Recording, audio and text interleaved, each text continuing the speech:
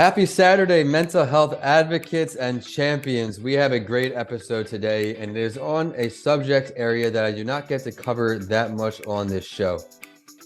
It became clear to me that no matter how healthy I ate, how much nutritional information I knew, or how much I worked out, these things weren't getting to the root of why I was so out of control with food. I'm about ready to get started because this is a mental health break. Welcome back to all the amazing guests that tune in each week. And today we're normalizing the conversation around mental health on a different subject area that I have typically on this show. Jessica, thank you so much for taking the time to join our community. Thank you. Super excited to be here. That intro I gave was a bit preview. I'm going to give a little more of a preview, before I bring Jessica back on. She has a tremendous story of perseverance and finding out her true why. I used to have this thing with granola, a seemingly healthy food, but when I would eat it, I would go through an entire bag in the matter of seconds. It wasn't until my hand hit the bottom of the bag that I would wake up from my food trance, wondering what alien creature had taken over my body and who ate all the food. No matter what I ate, healthy or unhealthy, I always felt crazy and compulsive around food. Food ran my life. It was a secret I kept for over 20 years of my life. I tried to talk to my friends about how my overeating was out of control.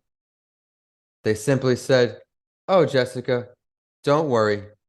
Everyone does that." Then we'd sign up for a spin class to work off what I overate the night before. It was a valiant effort to make me feel better, but it only made things worse. I tried to seek help in therapy.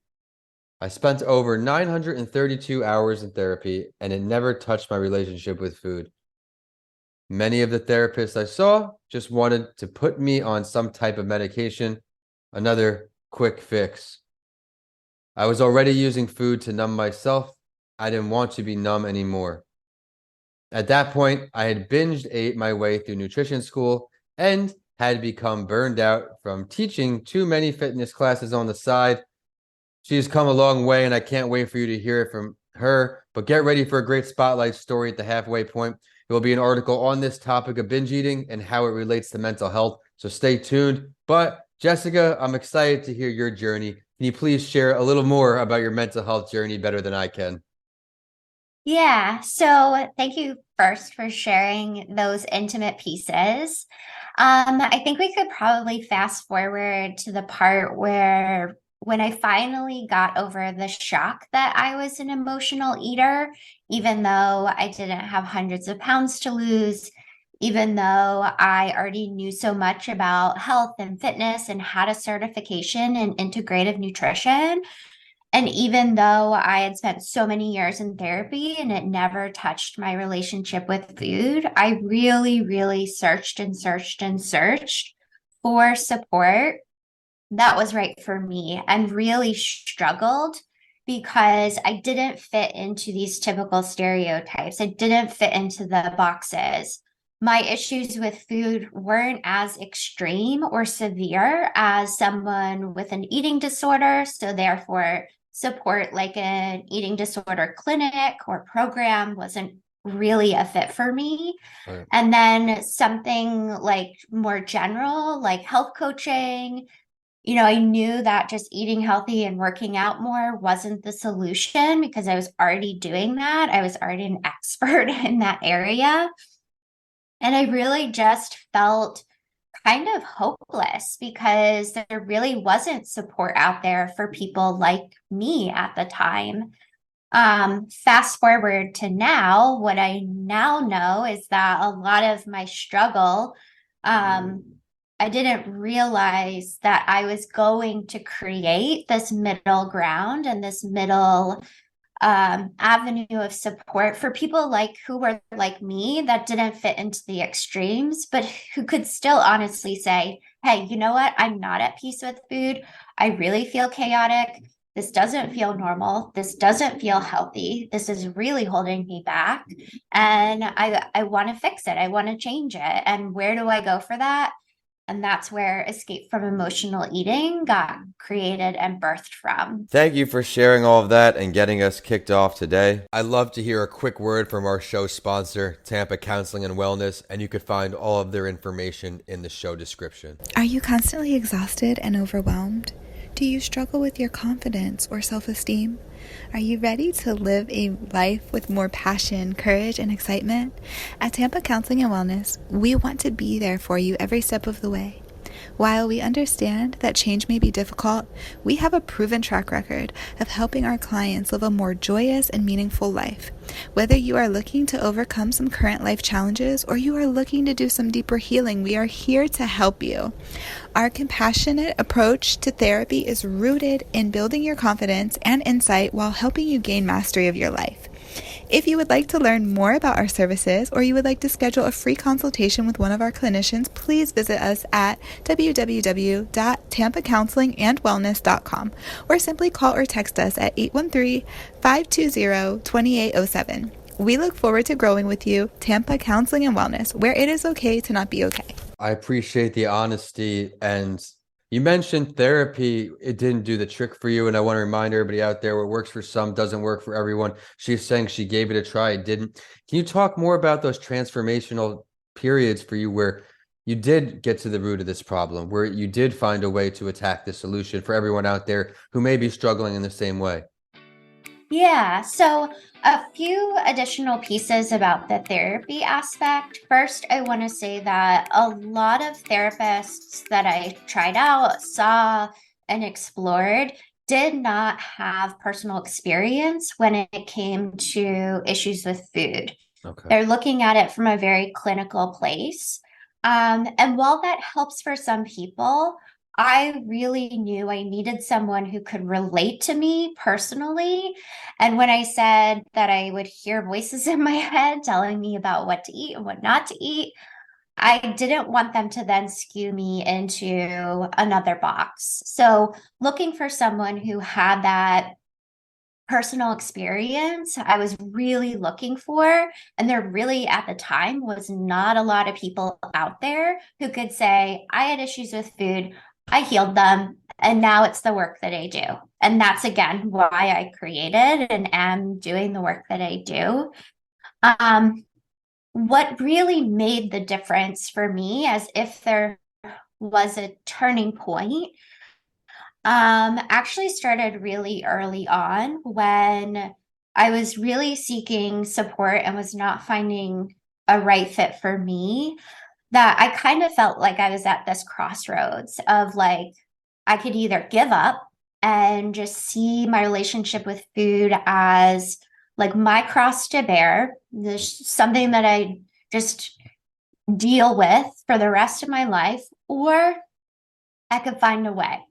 I could refuse to settle.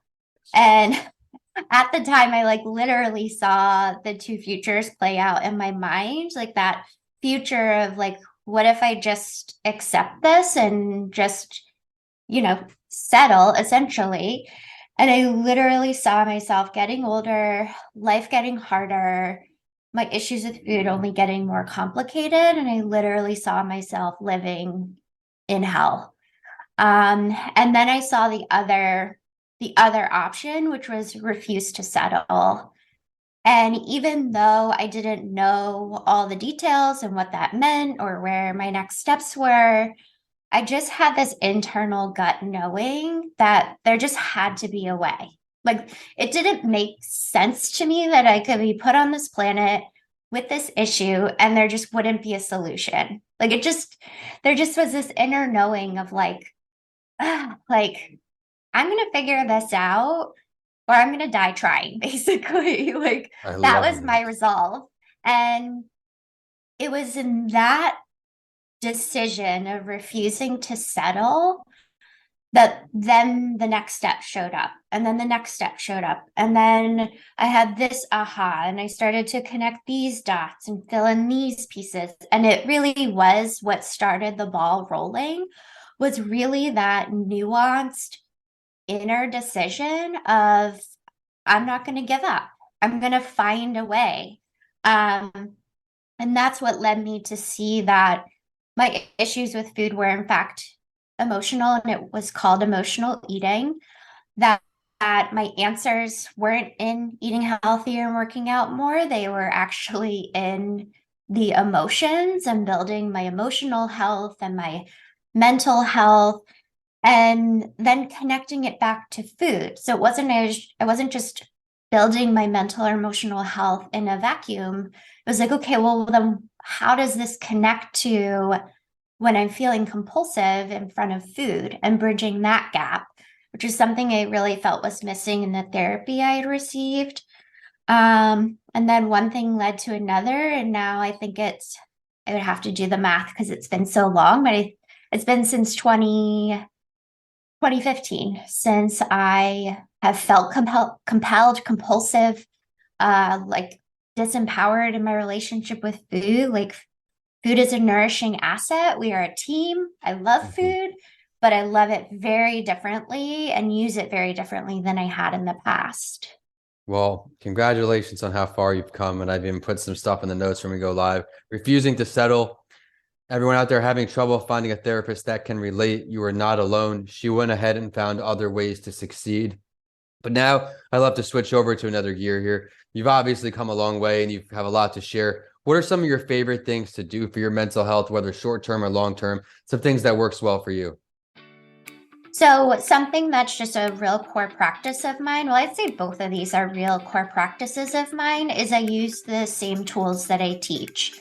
These are tools that are called like digesting emotions and digesting gladness. So, I'm making sure that I'm like processing the crap, but also acknowledging the good and having that healthy balance of both.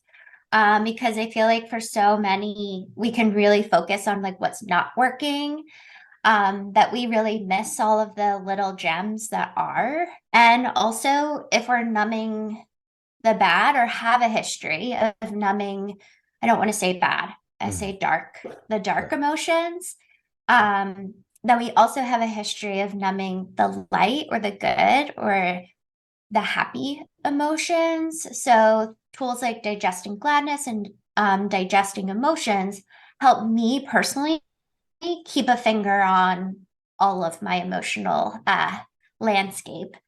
And then I would say, especially for myself and where I am, in my relationship with myself and my body, really getting outside is like a non-negotiable for me. It really makes such a difference. It's such a teeny tiny little thing that makes such a difference if I can literally just step out of my four walls. And this also comes from being a person who would just go, go, go, do, be busy all the time. Yeah. So finding that healthy rhythm of taking breaks, getting outside, being in nature, those are the things that help me come back to myself no matter what's going on in the world. I couldn't agree with you more. The taking breaks is something I found after being that solopreneur doing the 18, 19-hour days for so long. The power I call them mental health breaks, and I talk about them in my books all the time, where you need to remember to take care of yourself. As much as we go, go, go, we have to remember to take a step back, take a deep breath. I'll do like mental health breaks. I'll do some laundry, or I'll clean the coffee table or some dishes, just some kind of productive activities. And also in nature, getting that vitamin D is, you can't put a price tag on that. Shout out to Richard Basio, one of the first guests on the show. I talk about taking walks. He says, put your phone on a timer. Don't put your headphones in. Just take in the natural noises and the air and the sunlight. And that's something that when I'm having a bad day, or a challenging day, I should say, really does ground me again. So thank you for sharing that. I can certainly relate. I think it's now an awesome time to get into this week's Spotlight story, especially because of how much value our guest is going to bring here today. Again, you can follow along with this article in the show description. It is from the American Psychiatric Association, and it touches just a little more on eating disorders, types of eating disorders, and all of these things associated. And then we'll have our guest take on it in just a moment. Eating disorders are behavioral conditions characterized by severe and persistent disturbance in eating behaviors and associated distressing thoughts and emotions. They can be very serious conditions affecting physical, psychological, and social function. Types of eating disorders include anorexia nervosa, bulimia nervosa, binge eating disorder, which we touched on a little today, avoidant restrictive food intake disorder, and there are other specified feeding and eating disorders like pica and rumination disorder. Taken all together, eating disorders affect up to 5% of the population, and most develop in adolescence and young adulthood. Several, especially anorexia nervosa and bulimia nervosa, are more common in women, but they can occur in all genders and ages. Eating disorders are often associated with preoccupations with food, weight or shape with anxiety about eating, or the consequences of eating certain foods. Behaviors associated with eating disorders, including restrictive eating or avoidance of certain foods, binge eating, purging by vomiting, or laxative misuse or compulsive exercise. These behaviors can become driven in ways that appear similar to addiction. Eating disorders often co-occur with other psychiatric disorders, most commonly mood and anxiety disorders, obsessive compulsive disorders, and alcohol and substance abuse. Evidence suggests that genes and hereditability, play a part in why some people are at a higher risk for an eating disorder, but these disorders can also afflict those with no family history of the condition. So again, this does not discriminate everyone. You are not alone. Treatment should address psychological, behavioral, nutritional, and other medical complications. The latter can include consequences of malnutrition or of purging behaviors, including heart and gastrointestinal problems, as well as other potentially fatal conditions. Now, again, we talked to how there's a few different types here, anorexia nervosa, bulimia nervosa, but the two subtypes for anorexia nervosa are binge eating and purging type, in which persons also engage in intermittent binge eating and or purging behaviors, and restricted type, in which individuals lose weight primarily by dieting, fasting, or excessively exercising. There's a lot of information I put out here today, but I want to touch a little more on binge eating disorder before we bring back our guest to give her take on it. And as with bulimia nervosa, people with binge eating disorder have episodes of binge eating in which they consume large quantities of food in a brief period, experience a sense of loss of control over their eating, and are distressed by the binge behavior. Unlike people with bulimia nervosa, however, they do not regularly use compensatory behaviors to get rid of the food by vomiting, fasting, exercising, or laxative misuse. Binge eating disorder can lead to serious health complications like obesity, diabetes, hypertension, and cardiovascular diseases. But the diagnosis of binge eating disorder requires frequent binges, at least once a week for 3 months, associated with a sense of lack of control, and with 3 or more of the following features: eating more rapidly than normal, eating until uncomfortably full, eating large amounts of food when not feeling hungry, eating alone because of feeling embarrassed by how much one is eating, and feeling disgusted with oneself, depressed, or very guilty after a binge. Now, I explained a lot of information here, Jessica. I would love some of your takeaways. So, first of all, I really love this as a resource and the fact that we are sharing this, because eating disorders are something that are often not talked about, or they are really stigmatized, or maybe even some people who are listening, maybe you checked out when he was reading this information or sharing this information. And I would invite you to just check back in and like, why? Because the immediate response is usually, that's not me, or mine's not that bad, or I don't have it like that. And I can definitely like raise my hand, because that was me. Like I would never have categorized myself as having an eating disorder, but I definitely had disordered eating. And I think what's important to remind everyone is that our relationship with food really is on this wide spectrum, that what you shared and specifically eating disorders are on one extreme, but it doesn't mean that's it and that's all. So, for example, emotional eating is kind of in the middle. It is disordered eating.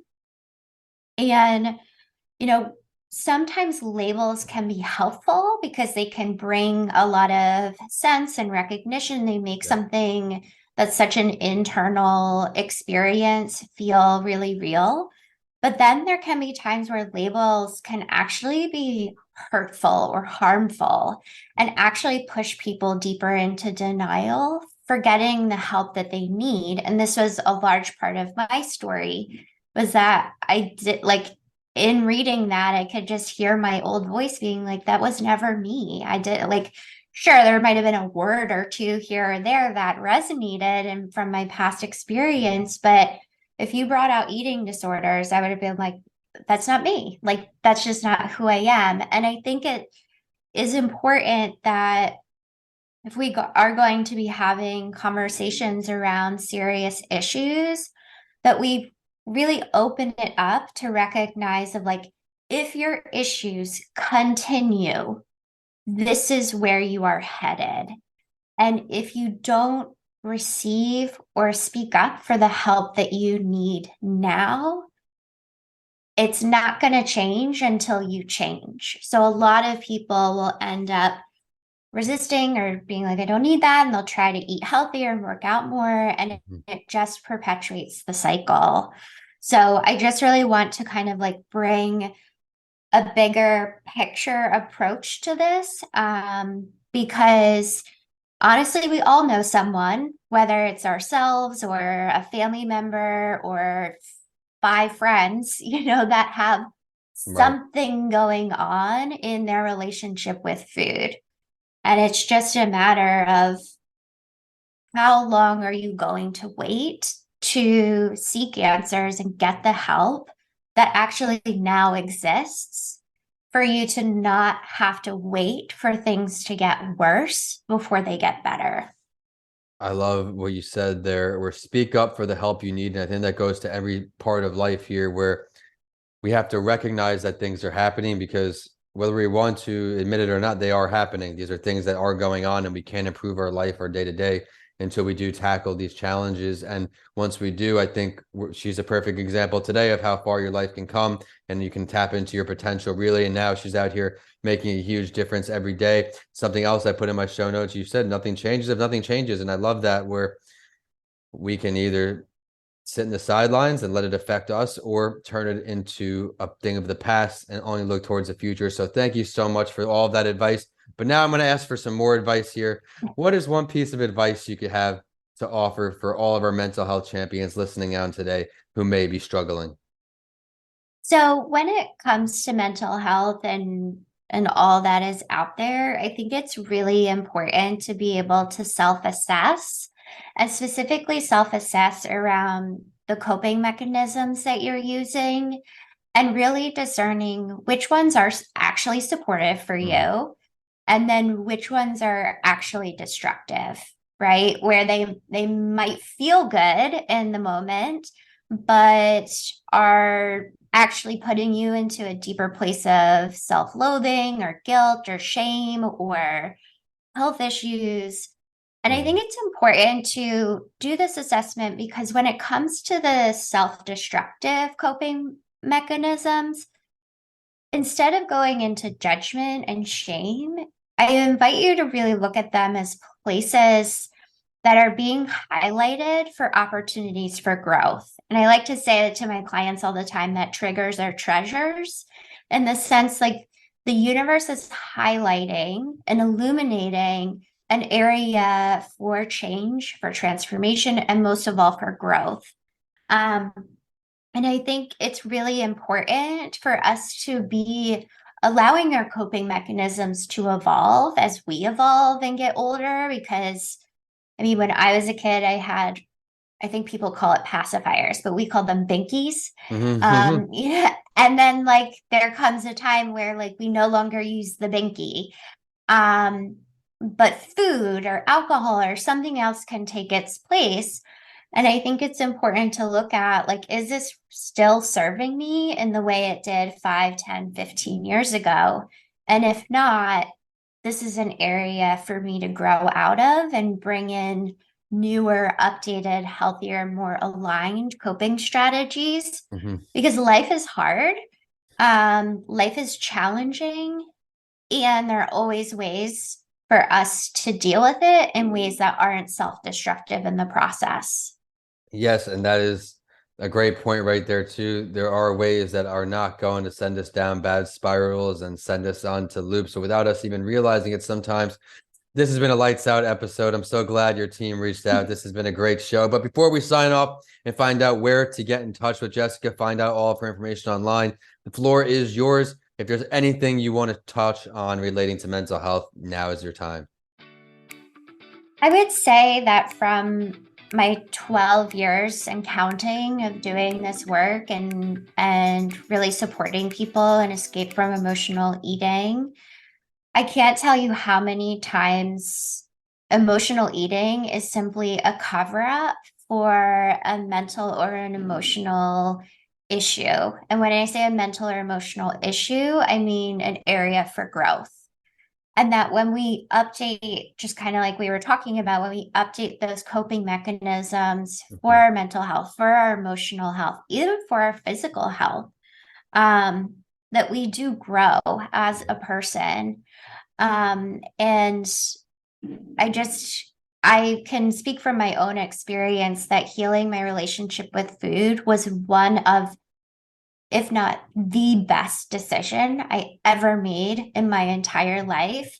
Don't tell my husband, because marrying him was definitely top of the list. But it has continued to pay off in so many ways of just the person that I've grown into and evolved and what I'm capable of now that food isn't holding me back. And I really feel like we're living in an age where we need to be fully present. We need to be fully available. We need to be able to discern. And we have to, like, in order to do that, we have to reclaim the pieces that emotional eating and other self-destructive coping mechanisms steal from us.